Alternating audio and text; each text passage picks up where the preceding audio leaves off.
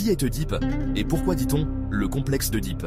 C'est un mythe grec vieux de plusieurs millénaires, mais qui a donné naissance à l'une des idées les plus célèbres de la psychanalyse moderne. Tout commence dans la ville de Thèbes en Grèce. Un roi et une reine apprennent une prophétie effrayante. Leur fils les maudira, il tuera son père et épousera sa propre mère. Terrifiés, ils abandonnent le bébé en pleine montagne, les pieds liés, en espérant tromper le destin. Mais le destin, lui, ne se trompa point.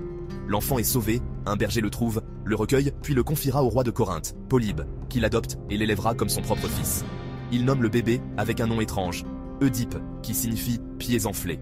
Des années plus tard, il apprend cette prophétie. Croyant que ses parents adoptifs sont ses vrais parents, il fuit pour éviter l'horreur. Et c'est en fuyant qu'il court droit vers son sort. Sur la route, une querelle éclate. Il tue un homme qui s'avère être son vrai père, sans le savoir. Puis il délivre Thèbes du Sphinx, devient un héros, un roi, et il épouse une femme qui n'est autre que Jocaste, sa mère biologique. Quand la vérité éclate, c'est le désastre. Jocaste se pend, Oedipe se crève les yeux et part en exil. La morale, dans la tragédie grecque, nul n'échappe à son destin. Même en luttant, on finit par l'accomplir. Des siècles plus tard, Freud s'inspire de cette histoire pour donner son nom à une étape universelle du développement psychique qu'il appellera donc le complexe d'Oedipe.